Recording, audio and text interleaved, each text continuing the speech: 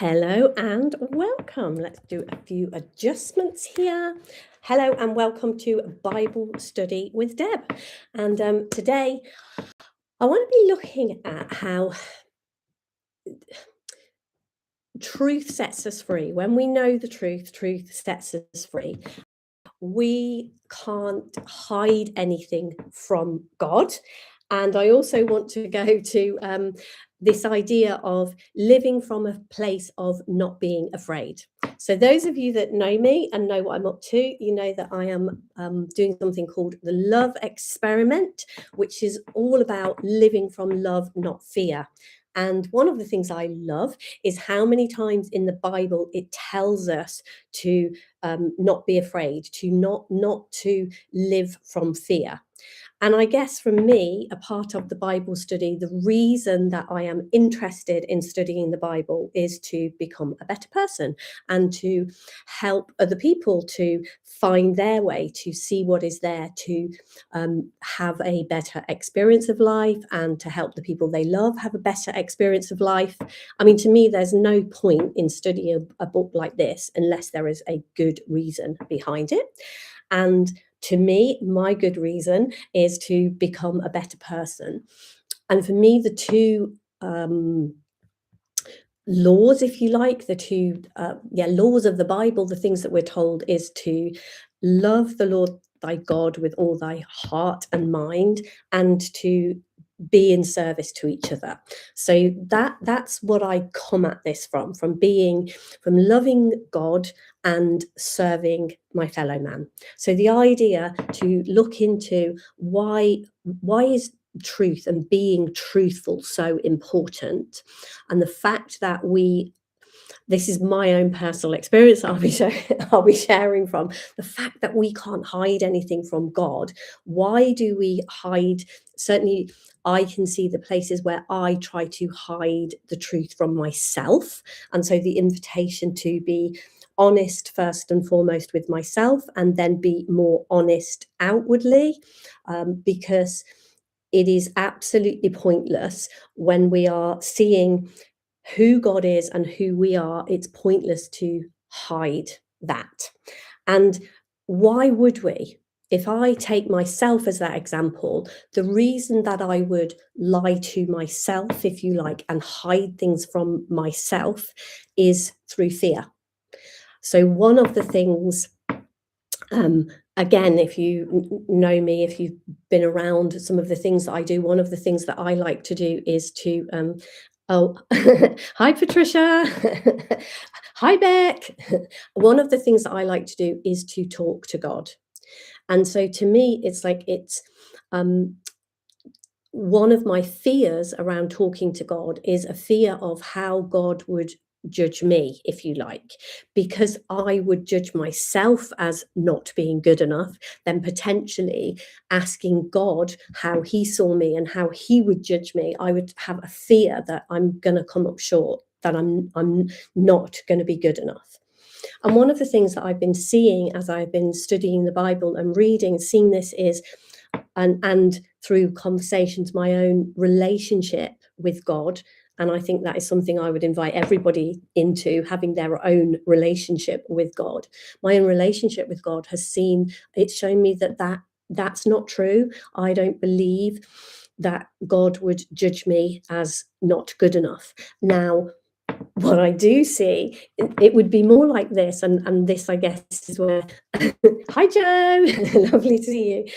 That's where I would see that it would be the seeing God as a father, if you like. It would be much more of that kind of a relationship. Like if my children came to me and asked me how I would judge them, I absolutely love my children and love my grandchildren. So I wouldn't go straight into criticisms of them. I would go straight into their, all of their good attributes, the amazing things that they would do. I'd say, my children are now parents, they have children, and I would say, you are amazing parents. Now let's go and do that even more. Let's build on how the good things about you.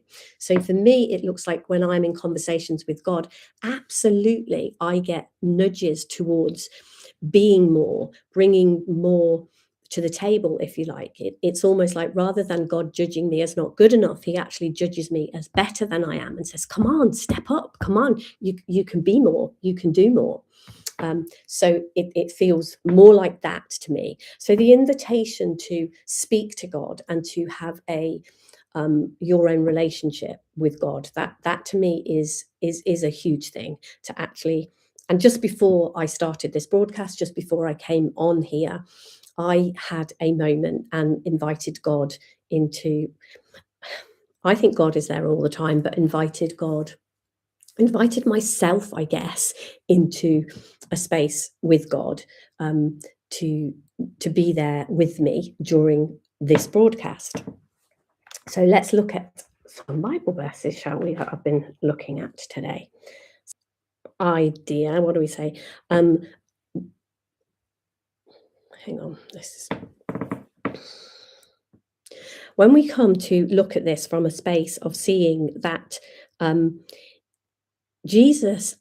Jesus was when he walked the earth, the kind of person that he was, the kind of man that he was, to me, he was a perfect example of a perfect human being. He was fully human whilst he was here on earth.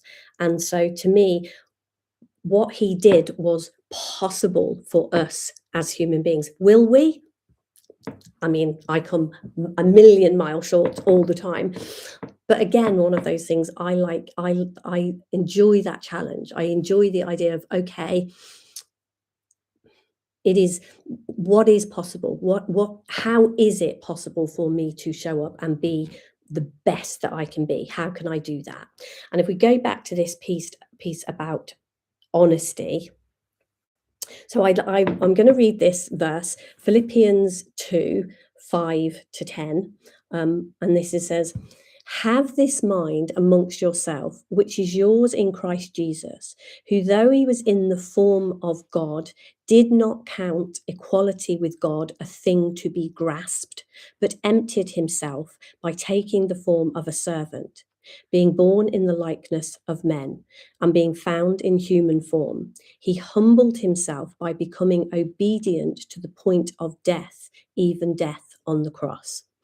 So to me, what this is pointing to, it's saying that when Jesus was here and walking the earth, he was God in the form of man. And so he didn't see it as robbery. He didn't see it as blasphemy. He didn't see it as wrong, that he was talking like God and using God's authority, if you like, healing people, doing good things, using that authority. He did not see that as blasphemy or wrong or something that he shouldn't do.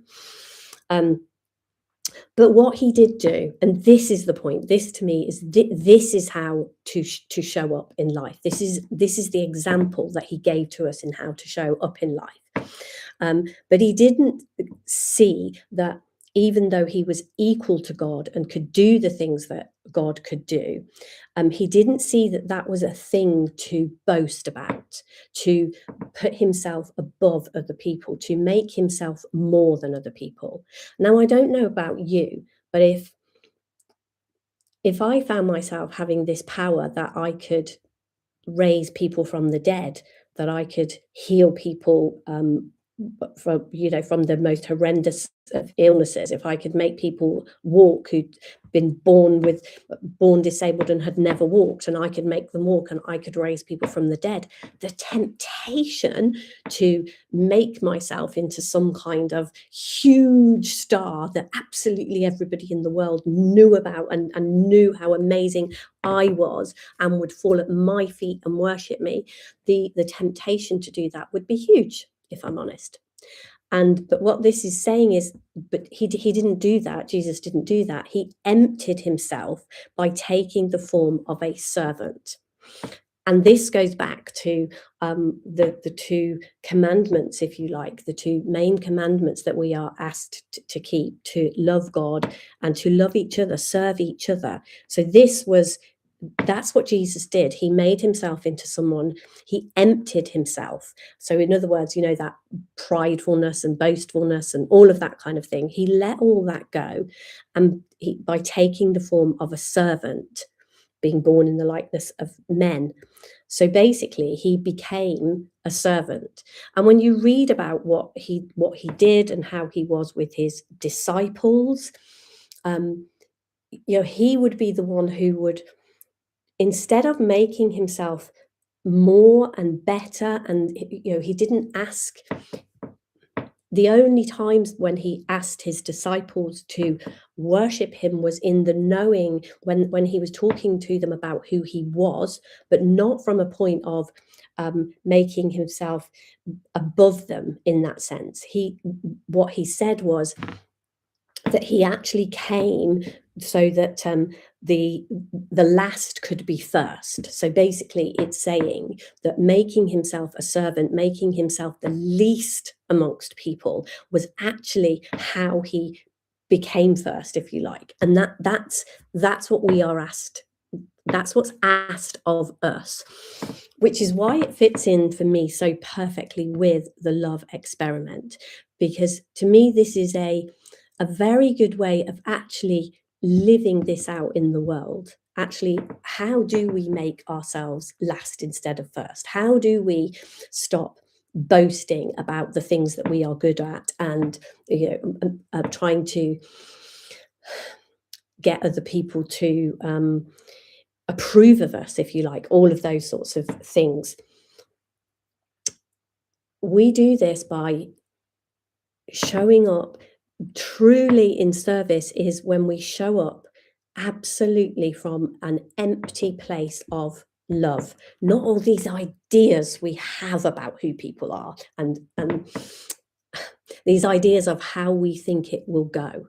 And this comes back round to, as I said, I've read it somewhere, I don't know that it's true, I haven't checked it out, but I have read it somewhere that where it says that it says it 365 times in the Bible. I don't know if that is true, but it says, don't live in fear. And to me, again, this is one of the things that we are asked, told, and asked in so many places in the Bible, to not live in fear, to not do that. And when I look at my own life, when I look at how I show up, when you look at the teachings of Jesus in the Bible, and it says, I can't find the verse, and it said that, let me see if I can search it. It says that Jesus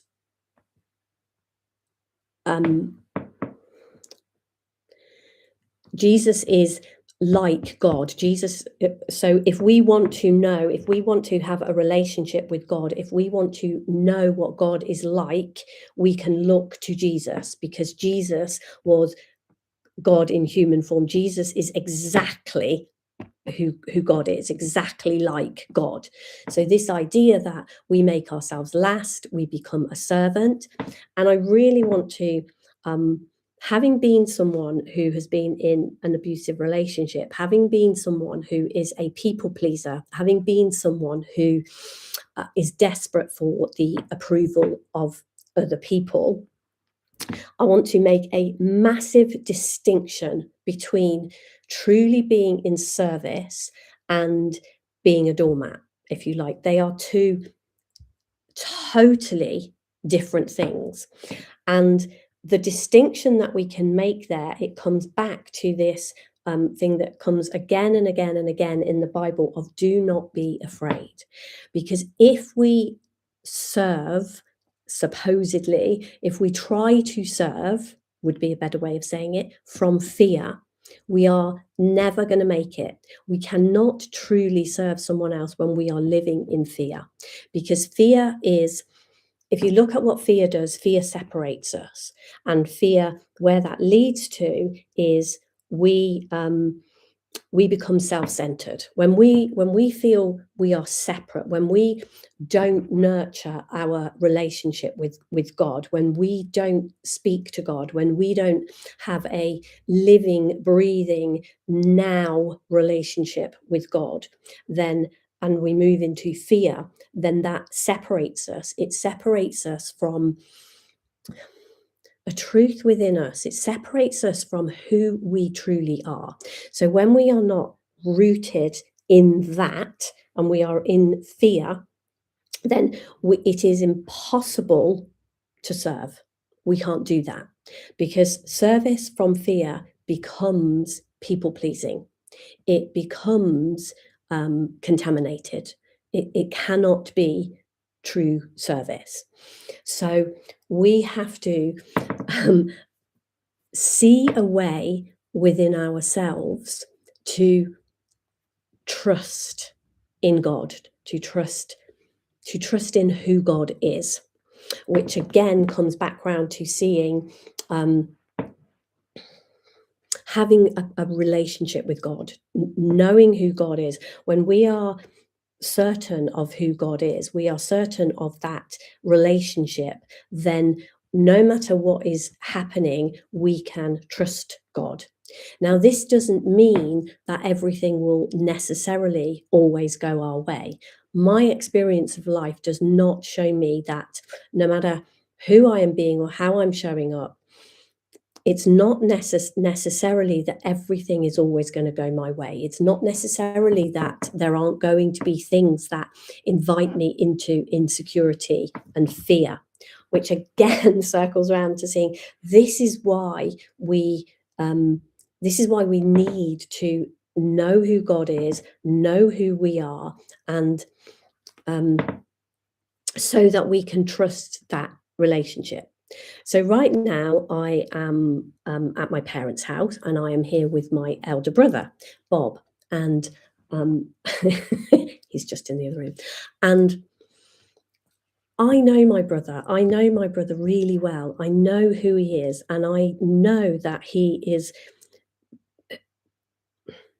a truly God-fearing man. He reads his Bible regularly. He knows who God is, and he knows how to be in service. He is definitely one of those human beings that his life is about being in service. He will always do the best that he can do. So if I am with my brother and whatever is going on, I would trust my brother. I would trust him. Now, there are plenty of people in my life that maybe I wouldn't trust as much, but I absolutely would trust my brother. And even if we found ourselves in a situation and there was something and he would just say to me, Deb, you need to do this, I wouldn't question that. I would do it because I trust my brother. And to me, that is how we are invited to be in the relationship with God, to know God through reading our Bible, through talking to God, through asking God questions, through learning to discern when it is God speaking to us, learning to know how God would speak to us, how God would speak to you. Like, if you can learn that, understand how God would speak to you, to recognize that, to know the kinds of things, who God is and what God would do, because that's exactly how I am with my brother. I know who my brother is, and I know what he would do and what he wouldn't do. And I feel that's the relationship I am building with God. I know who he is, as much as I know as much as it's possible, and that can be built more and more and more and more. Absolutely, there's no way we will get to the end of that, I don't believe, but learning more and more to trust in that way, to trust in God, allows us to, if I circle back around to how this started, to be honest. Because one of the things that, if we are not going to be afraid, if we are going to listen to that and try to live into that, to not be afraid, then we cannot be afraid of being honest. And I think honesty starts internally. It starts with self-honesty, knowing yourself, being absolutely honest within yourself who you are. Now, maybe this is just me, but I can see this has been a real journey for me there are so many places in my life where it would be so easy to be economical with the truth, you might say, and learning to show up. I think it makes us vulnerable when we are honest with ourselves and with each other. That puts us in a vulnerable position. So to do that can be a big ask of ourselves. So to be invited into that, to trust the things that God says and be honest with who we are and how we feel. In as much, sometimes when I am in fear, I will maybe say that to God. I would speak to God and say, this is frightening me. I don't like this. So something I was reading in the Bible earlier, I was reading John 11, which is the story of Lazarus. So Lazarus was a friend of Jesus. He was Mary and Martha's brother, and he was very, very poorly. So this is in John 11 verse 9. What is it? Jesus answered, "Are there not 12 hours?" Oh no, that's not the right. Sorry, I'm reading totally the wrong thing. Anyway, so it's the story of when Lazarus died. So Mary called on Jesus because Lazarus was ill, and she said, I'll see if I can find the Bible verses.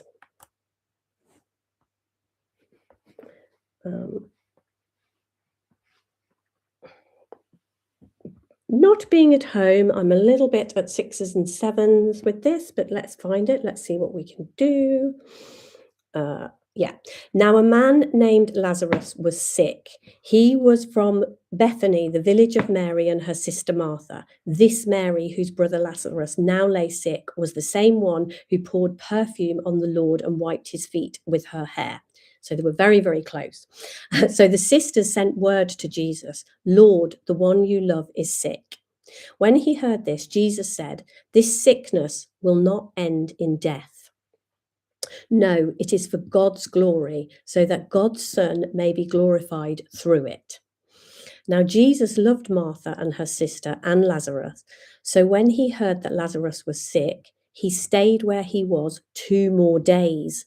So basically, this is someone who Jesus truly loves, and Mary and Martha's brother. So you can imagine this. You're Mary, you know Jesus very well. You know Jesus cares about you. You know he cares about your brother. He's sick. You know that he can make people better. So you call on Jesus and ask him to come to your sick brother. And Jesus answers and says, now this sickness isn't going to end in death. So straight away, like Jesus is saying, don't worry, he's not going to die. But he doesn't rush. He doesn't stop what he's doing. He doesn't drop everything and run straight away to Lazarus to make him better. He stayed where he was for 2 more days. And then he said to his disciples, "Let us go back to Judea."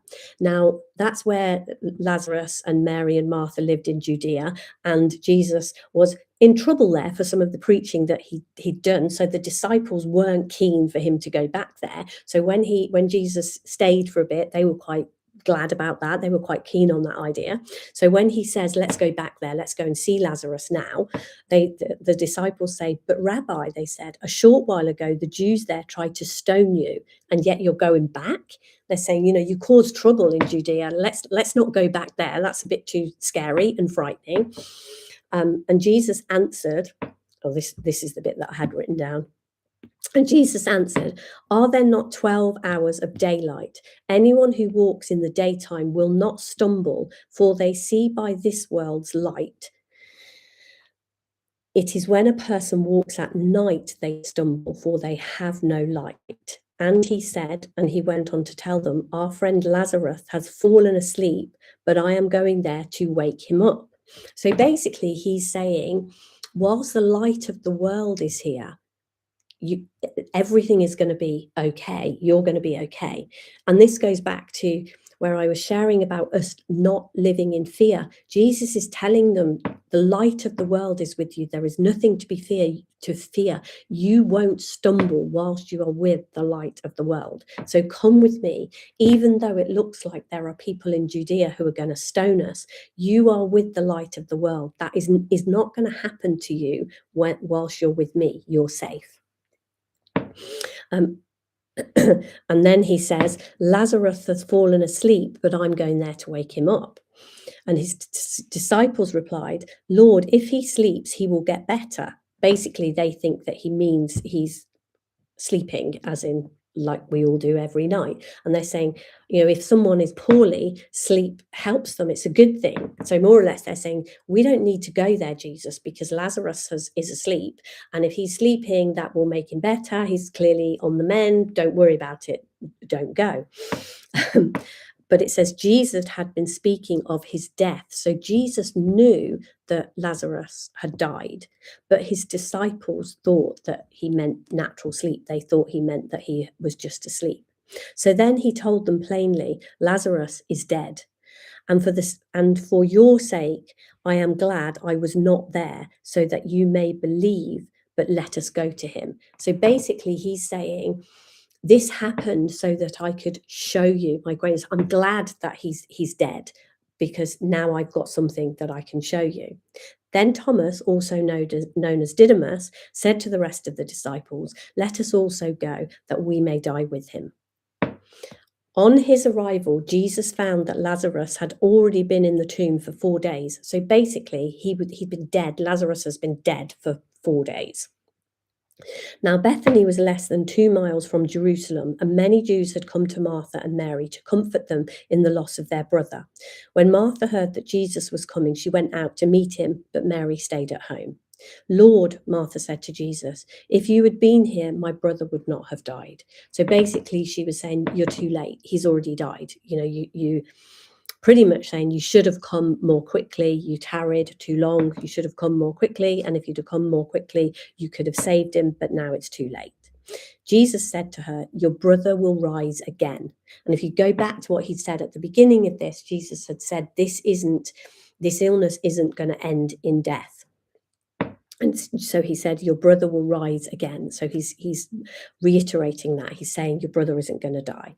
And Martha answered, I know he will rise again in the resurrection at the last day. So she's kind of saying, she doesn't think Jesus means now in this moment. She thinks in the fullness of time he will be raised. But in this moment, she's lost him.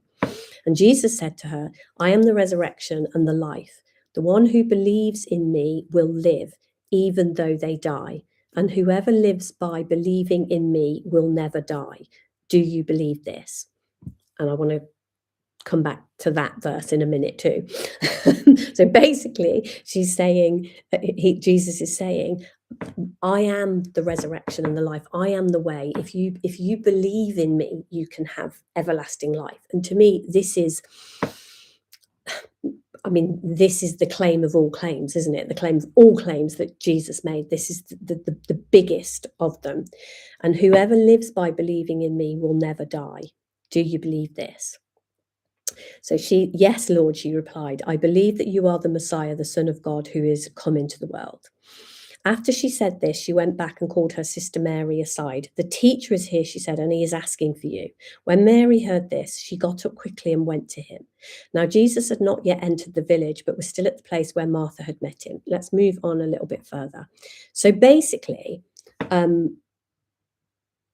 so Mary then comes to Jesus, and when Jesus saw her weeping, it says here in verse 35 that Jesus also wept. So Jesus knew that he was coming here, and he knew that he was going to raise Lazarus from the dead. He knew that he was going to be okay. But they'd obviously lost their brother. They'd buried him.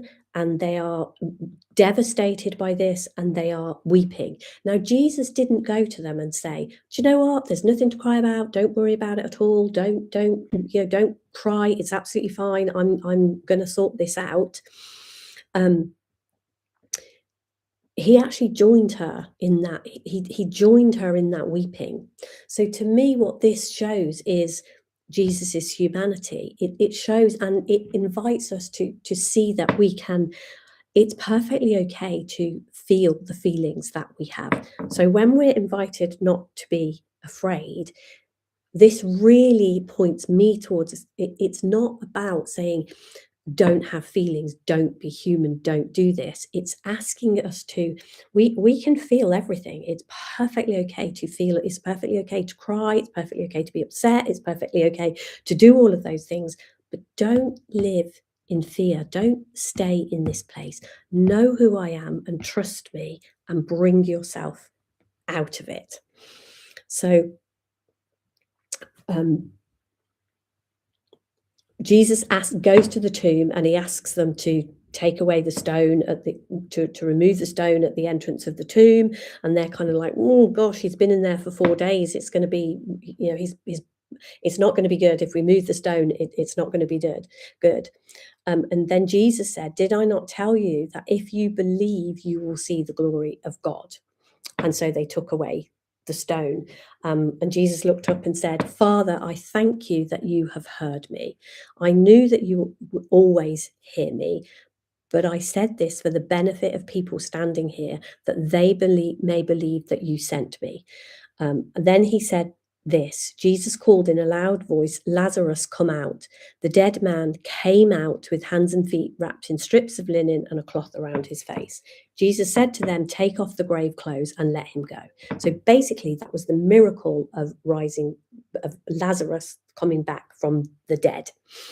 But what I want to come back to here is, again, this idea of not living in fear, living from love, not fear, and what it does to us when we live in fear, and what a few of these verses, how they are pointing to that, and how we can decipher those verses and see this.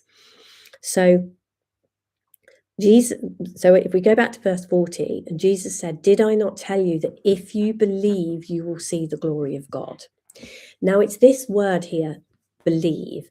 And I don't think, like, if we say that, like, if we come into relationship with God, and if we look at how we live our lives. So for me, believing in God is not simply a statement that we make. Like, anyone, you could stop anyone in the street and say, "Do you believe in God?" And they could say yes or no, whatever. And somebody who says yes, if you followed them around for a day, would you be able to tell? Would you know that that person was a God-fearing person? Would their belief in God show in who they were, in how they acted, and what they do on a daily basis? And one of the things I said, I was here with my brother, one of the things that I see with my brother is his moment to moment actions, who he is, what he is prepared to do, what he is prepared to do for me, who is his sister, for his children, but even more than that, for literally anyone, a stranger on the street. Pretty much, I cannot think of any actions that my brother takes that would make you look at him and think he is cruel or unkind or any of those things. Every action he takes, one of the things, when I look at my brother and see who he is and see what his life is like, and see the things that he has done, one of the things that I see from that is, if he is a God-fearing man, then there's got to be something in this, because he is a person apart, as in he is better than most of the people that I know in so many ways, and very, very much in the way, in the verse that I read earlier, when when Jesus was talking about not being in service and making himself last and being in service, that is my brother absolutely to a T. So what I am reading here about, you know, if you believe, then you will see the glory of God. This to me, and again, it ties in with what I'm talking about around the love experiment. This is absolutely a way, if we can humble ourselves in that, and be in service to other people, we will see the glory of God. And what does that mean? What does it mean to see the glory of God? So my I know I've talked about my brother a lot today. It's because I've been hanging out with him for the last couple of days, and this is something I've known anyway, but it is, I can really see in the things that happen to him, who he is, how he lives his life, and the things that happen to him. He is quietly and humbly one of the nicest people I know, who is completely and utterly satisfied with his life. I can't think of anything that he has complained about. It's not something he does. He is completely and utterly grateful, thankful, satisfied with his life. And so for me, that is like, what is the glory of God? What if I stop and think about what to me would be the glory of God? If I think about being here and being human and thinking about, okay, so I was created on purpose for a purpose, and that purpose being the glory of God, if you like, and being in service to other people. So if that's what I was actually created for, if I fulfill that purpose, if I actually use my life, and this comes back around again to this piece about being honest and not being a people pleaser, because a people pleaser, from my own lived experience, a people pleaser is all about needing other people to approve of me. If I don't need your approval, if I don't need anything from you from a place of love and service, but I do not need you to, I am completely grounded in love and know who I am and know whose I am. I know that I am a creation of God. I know that. I don't need you or anyone to glorify me or approve of me or tell me how amazing I am or marvelous. I don't need any of those things.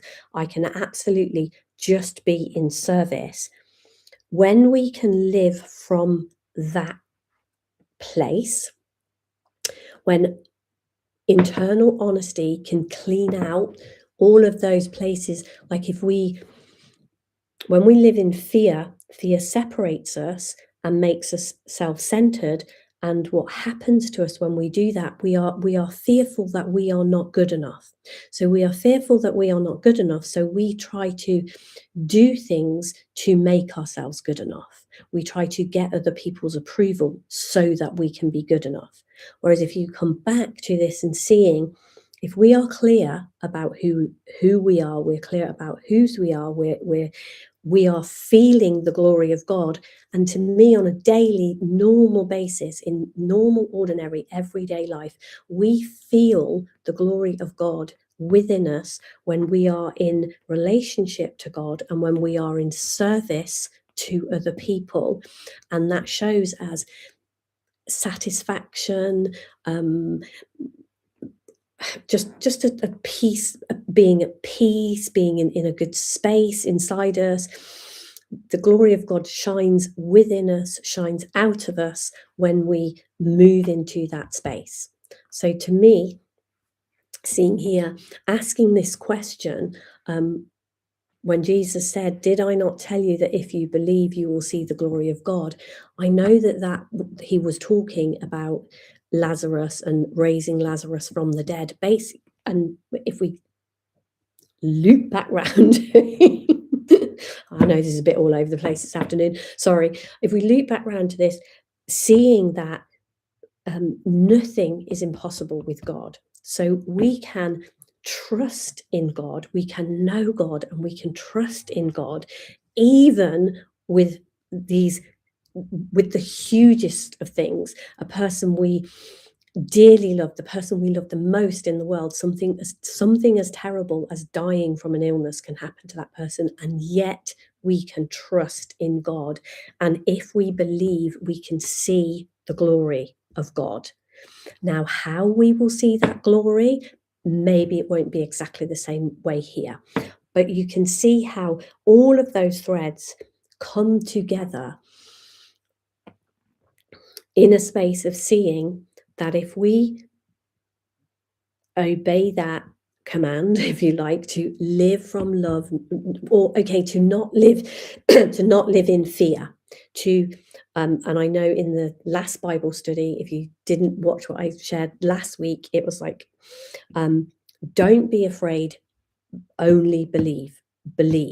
And this is the same thing. This is all of Jesus. If you look at the parables, if you look at all through the Bible, the thread is this: believe. Those who believe will see the glory of God. You've got to do this. You've got to believe. Now, that what I'm trying to get across here is what does it mean to believe? Now, to me, it doesn't. What does it mean to believe? It means to trust and to know who you are, whose you are, and who God is. So this comes back to when, from the entire Bible is introducing you, if you like, to who God is. And then Jesus is born of a woman in the exact same way as we were born, to become God in human form, so that what is asked of us is, if we believe in God, if we believe this is how we came to be, if we believe this, then we will see the glory of God. If we don't live in fear, but we only believe, this is what is going to happen to us. And so for me, the test, if you like, is, okay, let's experiment with that. Let's test, is that true? Is it true that if I believe, then I will see the glory of God? What does it mean to believe? What it means to believe is to actually live your life in such a way that your life shows that you believe. So it's not an empty, it's not sitting, maybe. And one of the reasons I turned away from religion, if you like, and stopped reading the Bible, was because of this idea of showing up every week on a Sunday, showing up somewhere and listening to a sermon or listening to something, and then living my life as something completely separate from that. Like, life was something that was over here, and the Bible and God and all of this message that was something was over here, and these two things were not together. They didn't meet. And then when I came across the principles and started to learn to understand how life works, and to see that actually there's an intelligence behind life, and we have a guidance system within us, and that is an integral part of who we are. It's not separate. There is no separation. Then I got curious again about, was the Bible pointing to the same thing? Because it felt to me that some of the teachings, some of the things that I had learned when I was younger, some of those things were pointing to the same thing. So I got curious. So what is this? What is being pointed to? And I guess that is that is why that's why I'm doing this. For me, this is my investigation, my way of making sense of what I am seeing. I absolutely do not profess to know everything, to be right about everything. This is me reading things, looking, where can I see the similarities? Where can I see these threads that run through the Bible? Where can I see those things? And how do I make sense of that? What does it mean?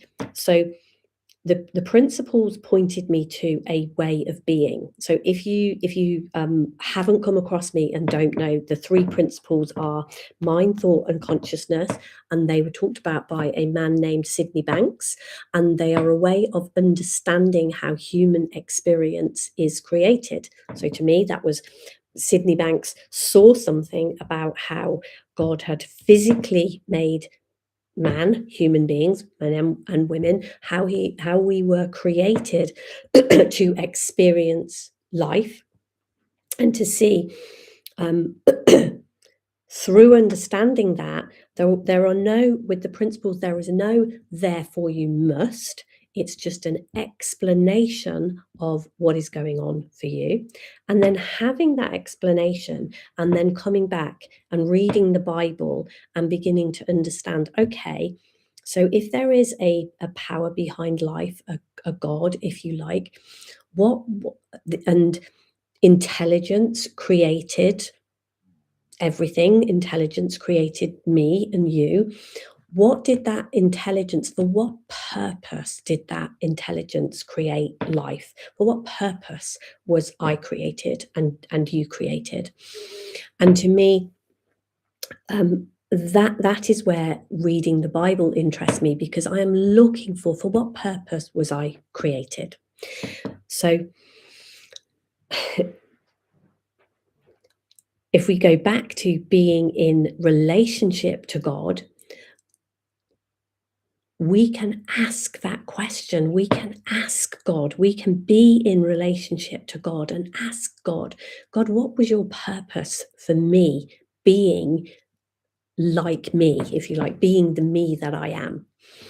And my experience has shown me that if I ask God those questions, if I ask God who I am, and if we go back to this piece about being truthful with ourselves, when we are living in fear and we are lying to ourselves, and we become when we feel separated, and then we lie to ourselves and we lie to other people through fear, through this idea that we need to protect ourselves, that we need to defend ourselves. In what happens is we get this idea, we pick up this idea that we are not good enough, and we create something called a Liedentity. We create ourselves as not who God created us to be. We don't see the purpose that were created for. We see this lie. We create ourselves as we live a lie instead of the truth of who we are. We don't live the truth of who we are. So understanding the principles, how we're having our experience, that massively helped me to come back to understanding about that, how the lies I believed about myself not being good enough got me into all of the trouble that I was in. So then it's like, okay, so what can I do to turn that round, to make that different, to become, to move into being someone who can be in service, not live from fear? And that's where reading the text of the Bible again comes in and comes into play. So I want to go back to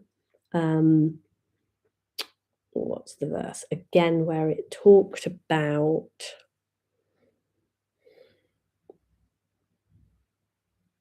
I can't find the verse now.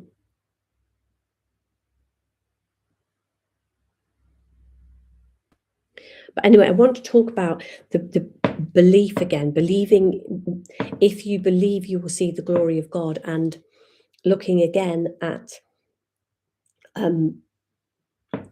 what that means. And I can't find the verse that I want.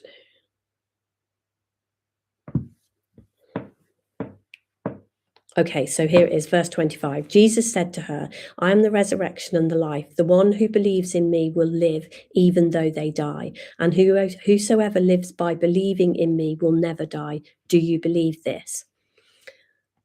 And she said, Yes, Lord.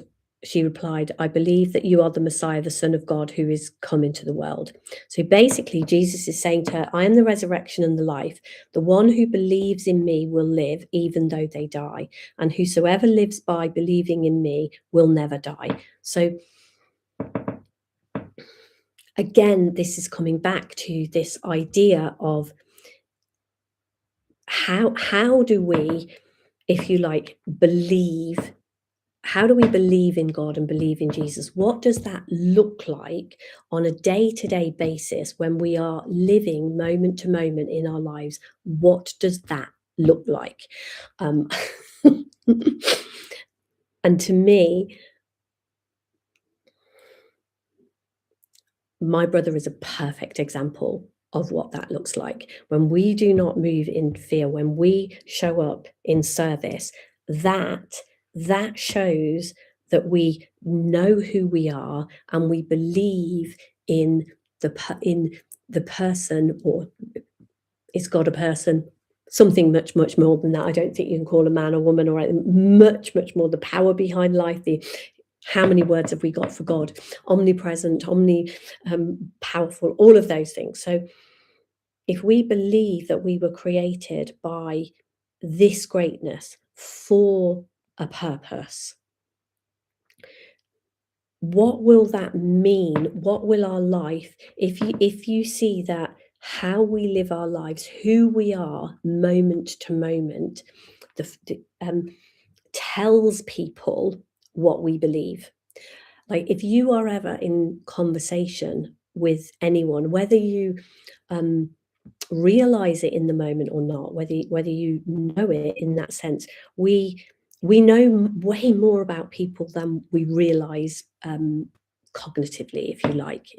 So when we speak to somebody, very, very often we can tell when people are comfortable, we can tell when people are comfortable in their own skin, we can tell when people are unsure of themselves, we can tell when people are anxious, all of those things. So what does our life say on a moment-to-moment basis? What does our life say about who we are and who we are being? So for me, this idea, when we are asked, do you believe this? If you believe in something, then your actions will play out to prove that belief. One of the things that I hang on, let's find the verse in the Bible.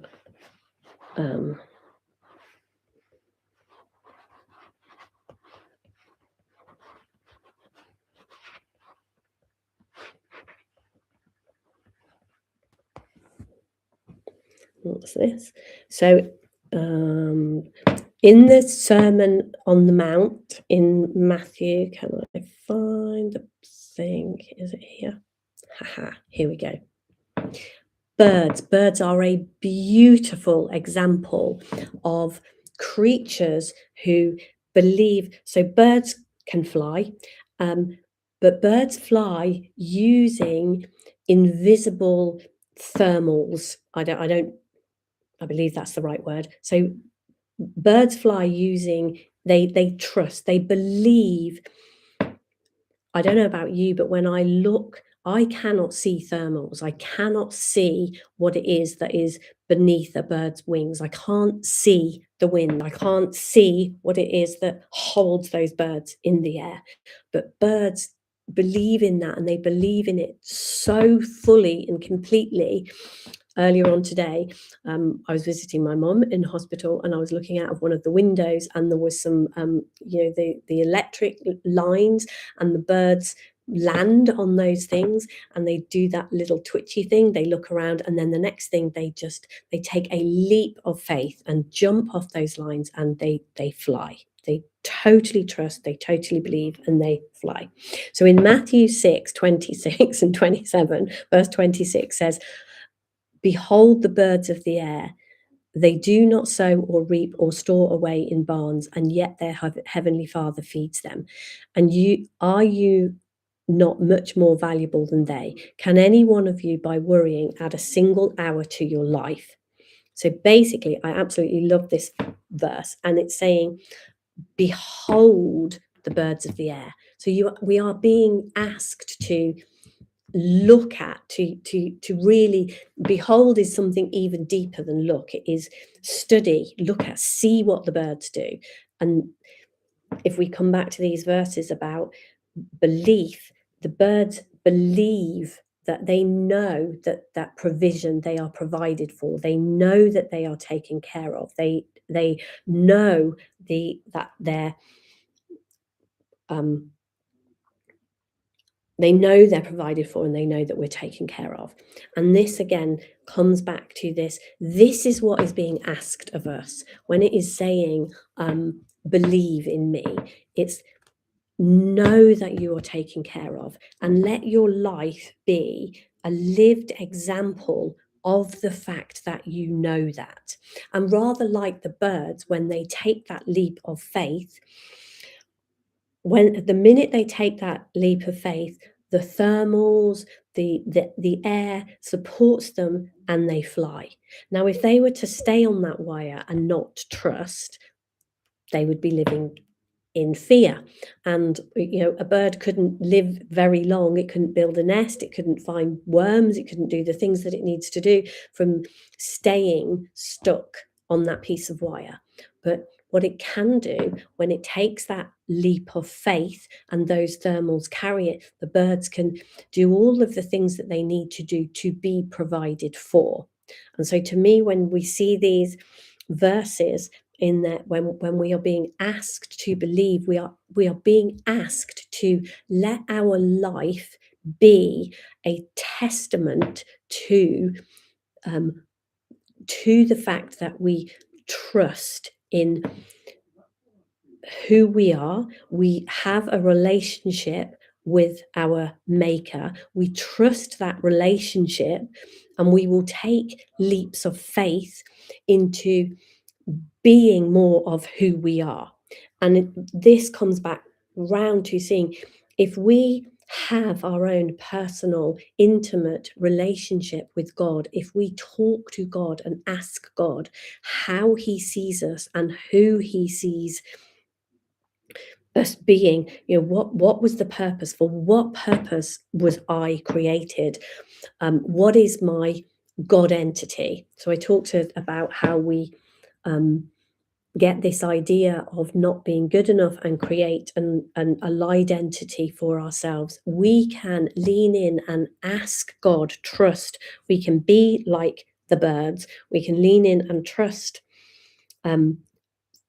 that we will be provided for. We can trust that what we need, that we will always have what we need. So if I go back to my brother again, one of the absolute things, the way he lives and in the conversations we've had over the last few days, is a total trust that we will always have what we need. And through those conversations, I have seen how many times I go into fear about the fact that I might not have what I need, and yet my life is an absolute example, a lived, breathing example of me always having, I always have what I need.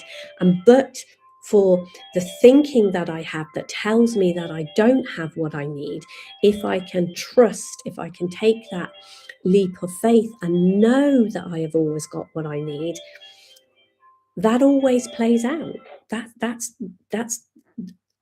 what happens. That's what I see actually showing up in my life. So nothing is ever hidden from God. God always knows what we are thinking. God knows what is true. God already knows what we need.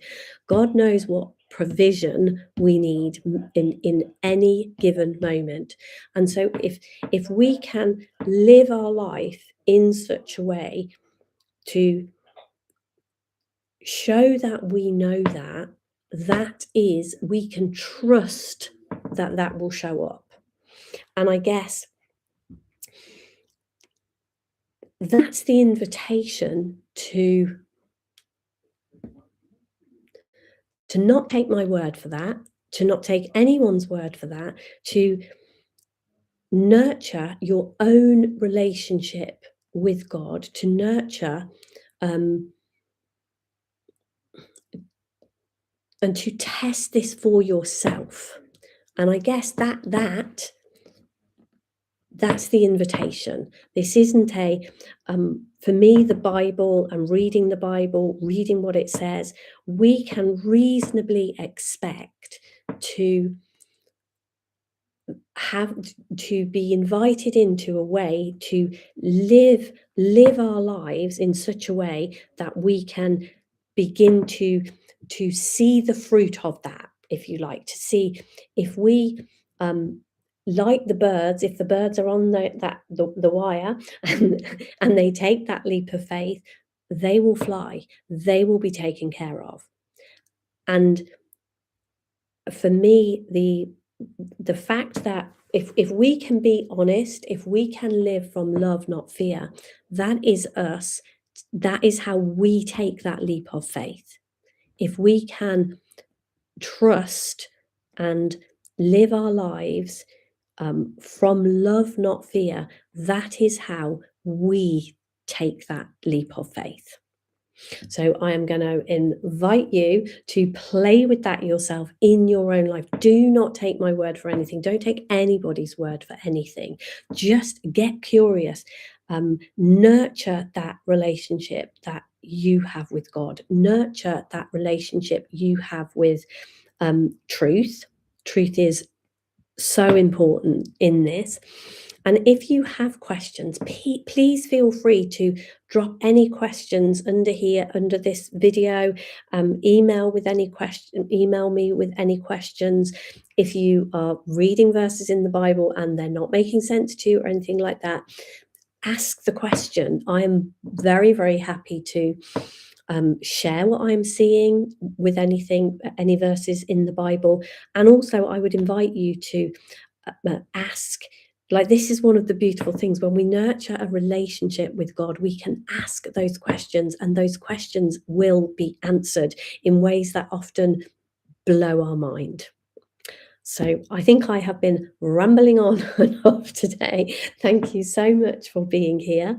I will be back again next week with another one of these.